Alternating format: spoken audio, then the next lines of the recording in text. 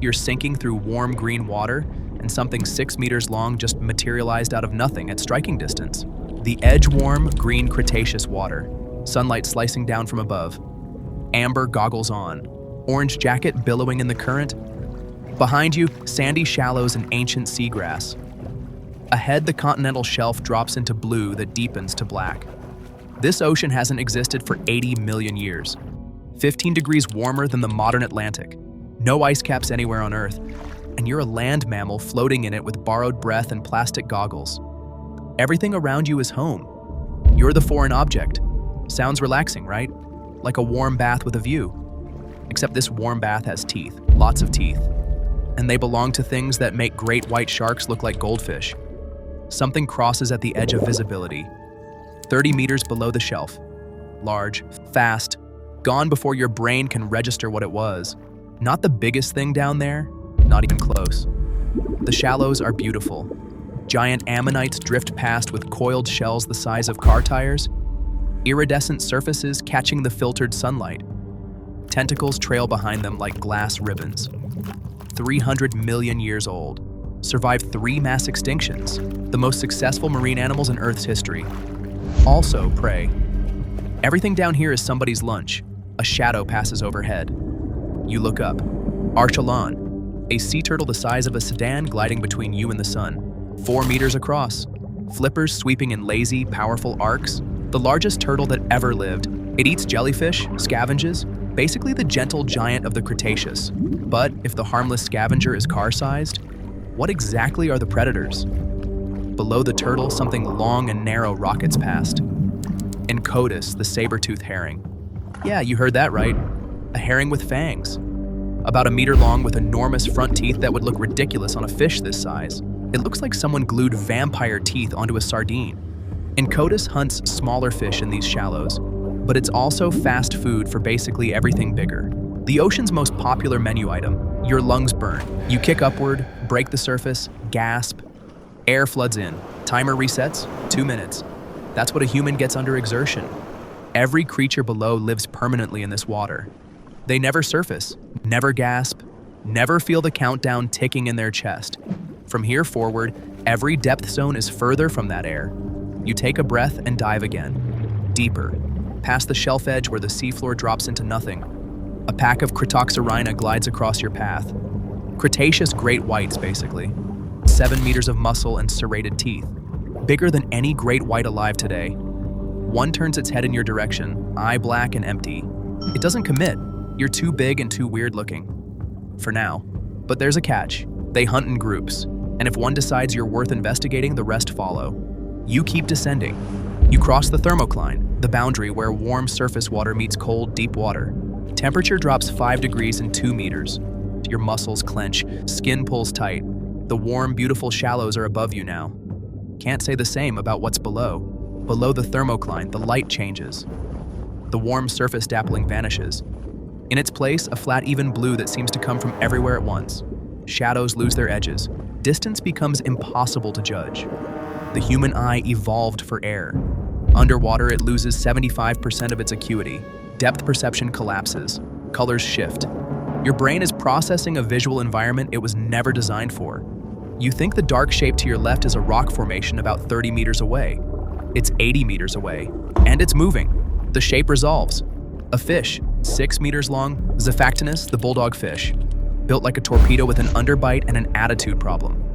One of the most aggressive predatory fish in the Cretaceous Ocean. A fossilized Zaphactinus was found with a 2-meter fish still crammed inside its stomach. Not chewed, not torn apart, swallowed whole. Its jaw opened wide enough to engulf something half its own body length and just gulped it down like a pelican with a grudge. The Zaphactinus cruises within 10 meters of you. Pauses, turns, is not ignoring you, it's assessing. Your shape is wrong, your scent is alien, but you're right in its hunting zone and you're moving like something injured. It circles once, tightens the radius, your heart is slamming against your ribs. You can feel the displacement from its tail pushing water against your chest. Then it commits. The Zaphactinus surges forward, jaw gaping. You twist sideways on pure reflex. The jaw snaps shut close enough that the pressure wave spins you. A wall of silver scales blurs past your face. It wasn't a serious attempt, more of a test bite. An investigative lunge. The Zephactinus banks wide and circles back to its patrol depth. It's done with you, for now. But surviving that lunge isn't the scary part. It's realizing you never saw it coming. Couldn't see it coming. The flat lighting, the depth distortion, the chromatic blur. A 6-meter predator was invisible until it was already at striking distance. On land, you spot danger from 60 meters out. Down here, something the length of a pickup truck materialized out of nothing. Basically, you're playing a horror game where the render distance is set to surprise. Then there's the sound. Underwater, sound travels 4 times faster than in air. It hits both ears at the same time. The human brain cannot determine direction. You hear clicks all around you, groans from somewhere below. A deep, rhythmic thumping that vibrates through the water and into your ribcage. You're listening to an entire roster of predators talking, and you can't figure out where a single one of them is. Something clicks to your right, or your left. You genuinely can't tell. 2 senses gone, vision compromised, hearing useless for direction. In less than 5 minutes underwater, the ocean has stripped away the 2 things humans rely on most to stay alive. The ocean basically nerfed your entire build. Then something new enters the soundscape.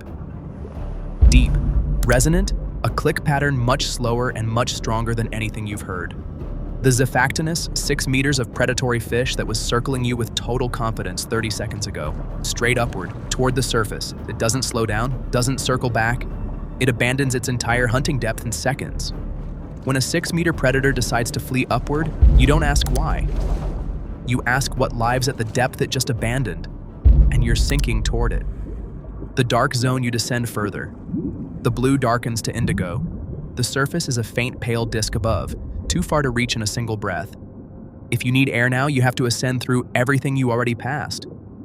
The Zephactinus depth, the thermocline. Every meter deeper is a meter added to the gauntlet back up. The one-way ratchet tightens. The water is cold now. Not cool, cold. Your muscles are stiffening. Your fingers won't fully close. Your jaw clenches tight. The orange jacket that was the brightest thing in the sunlit zone is just dead weight now, heavy with frigid water. Hypothermia begins when core body temperature drops 2 degrees Celsius. In water this cold, without insulation, that takes about 20 minutes. You've been descending for roughly 8. Window closing. Great. From below, always from below because that's where the darkness is thickest, a shape rises. Long, impossibly long. The neck alone stretches 7 meters, half the animal's total length, Elasmosaurus. The body hangs nearly motionless while the neck arcs and sweeps through the water independently, like a snake attached to a submarine. Honestly, kind of majestic. In a please don't eat me sort of way. Elasmosaurus hunted by ambush from below. The body held position in darkness, while the neck reached up into lighter water, where prey couldn't see the massive creature attached to it. You'd see only a small head drifting toward you. By the time you noticed the neck, too late. By the time you made out the body lurking in the dark below, you were already being swallowed. And the physics of this depth make it worse. In deep water, light only comes from above. Everything down here is counter-shaded, dark on top, light on bottom, invisible when viewed from above. But you're backlit against the surface. Your silhouette is the most visible thing at this depth. Every creature below you can see you perfectly against the pale disk above. You can't see any of them. Basically playing Marco Polo, except Marco is a 14-meter reptile. And Polo means you get eaten. The Elasmosaurus doesn't need to guess. It sees you. The neck uncoils and the small head darts straight at your midsection. You pull your legs up, ball yourself tight. The jaws snap past your hip, close enough to tug at the fabric of your jacket. The head whips back around for a second pass. But you're too compact now, and the neck overextends, curving past you. The animal recalibrates. Sweeps wide, you kick, hard. Angled sideways, not up, not down. You put distance between yourself and the strike zone. The Elasmosaurus tracks you but doesn't pursue. Its hunting strategy is ambush, not chase. If the first strikes miss, the energy math flips. It lets you go. Not because it can't catch you, because it doesn't need to. There are plenty of fish that don't kick back. But as you drift, you notice something worse than any predator. The water around you is empty. Not empty of water. Empty of life. The ammonites are gone. The fish are gone. The clicking has stopped. Even the Elasmosaurus is leaving this depth. The predator soundtrack that filled the Twilight Zone, all those clicks and groans and thumps, has gone completely silent. In marine biology, when a depth zone clears out like this, it means one thing. A super predator has swept the area. Everything that can leave has left. What remains is too large to care or too slow to escape. Then you feel it, not sound. Displacement. A pressure wave pushes against your entire body, chest, legs, face. Something massive just passed beneath you in total darkness. Something large enough to shove the water itself sideways. The apex predator of the deadliest ocean in Earth's history is within 50 meters, and it already knows you're here. You look down into the dark. Nothing. Then a shape, not emerging from the darkness, becoming visible the way a mountain appears through lifting fog. It was always there. Your brain registered it as part of the seafloor. It's not seafloor. It's moving. The reveal comes in pieces because the creature is too large to process at once. The tail, 4 meters of muscle in slow lateral sweeps. Then the body, barrel-shaped, scaled, then flippers, each one longer than your entire body, then the head, flat, broad, lined with conical teeth that interlock like a bear trap. The jaw dislocates like a snake's to swallow prey wider than its own skull. Mosasaurus, 15 meters, not a dinosaur. A marine lizard related to modern monitors. It evolved from a land animal that returned to the water and spent 20 million years becoming the most dominant ocean predator on the planet. Dumped all its stat points into size, speed, and jaw strength. The ultimate max-level build. You are attempting the same transition with goggles and an orange jacket. Good luck with that. The entire animal takes 6 seconds to pass through your field of vision. 6 seconds of continuous predator. The eye, cold, reptilian, tracks across your position as the head passes. It registers you, and it doesn't look away. The Mosasaurus doesn't circle, doesn't hesitate. It knows exactly what a struggling animal looks like. And you've been broadcasting distress signals since the thermocline. Wrong movement patterns, wrong depth, burning through energy with every kick. You don't need to smell like a fish. You just need to move like something dying. It comes around. 15 meters of predator banking in the dark water. But this isn't the Elasmosaurus. The Elasmosaurus was a scalpel, a single narrow head on a long, fragile neck, and you dodged it by curling tight. The Mosasaurus is a freight train. The head alone is 2 meters wide. There's no curling past those jaws. There's no sideways kick that puts you outside the strike zone. The thing that saved you one depth ago is useless here, and the Mosasaurus doesn't ambush from a fixed position. It accelerates, it chases, it closes distance with full body propulsion that can outswim anything at this depth. Running isn't an option either, so you do the only thing that breaks its targeting. You stop being alive. Not literally, you stop kicking, stop thrashing. Arms out, legs slack, eyes half closed, every muscle surrendered. You don't look like prey anymore. You look like something already dead. Debris, carrion drifting in the current. The Mosasaurus slows, the acceleration stalls. It glides beneath you, close enough that the scales of its back scrape the sole of your boot. The jaw stays closed.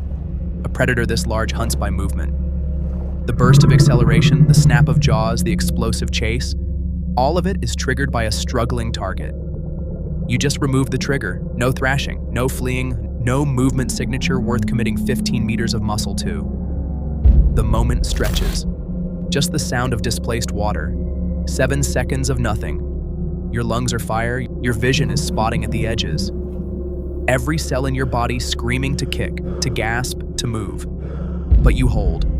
Because the moment you twitch, 15 meters of jaw muscle will know you lied.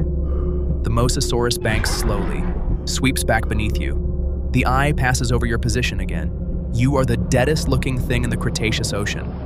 Then it drops, downward, into the black. The displacement wave pushes you gently upward as it descends, and for 3 full seconds you can feel the mass of it moving away through the water pressure alone. You kick, hard, lungs screaming. You ascend through the empty zone, through the twilight, through the thermocline, warmth wrapping around your body like a blanket, through the shallows where ammonites still spiral in the light. You break the surface. Gasp, one breath, then another. Your hands are shaking. The orange jacket drags heavy on your shoulders, waterlogged and useless. Goggles pushed up on your forehead, lenses flecked with salt. From up here, the ocean looks peaceful. No sign of what lives below. The cold, the darkness, the 15-meter predator in the deep, all of it hidden beneath a mirror that gives nothing away. The surface is a lie every coastline still tells. The deadliest thing about the prehistoric ocean was never the Mosasaurus, never the Elasmosaurus or the Siphocatinus or the crushing cold. It was the depth. Every meter down was a meter further from air, from light, from warmth, from everything a human body needs to function. The creatures weren't just the danger, they were confirmation. This world has an owner. It doesn't breathe air. You survived, but let's be real, you played dead and the biggest predator in Earth's history bought it. That's not skill. That's the world's most high-stakes game of possum. Into the survival collection you go, filed under convincing corpse impression. You float on the surface, ocean in every direction. Below you, the water darkens through the zones. Shelf, twilight, dark, deeper. Somewhere down there, the Mosasaurus is still hunting. See you next time.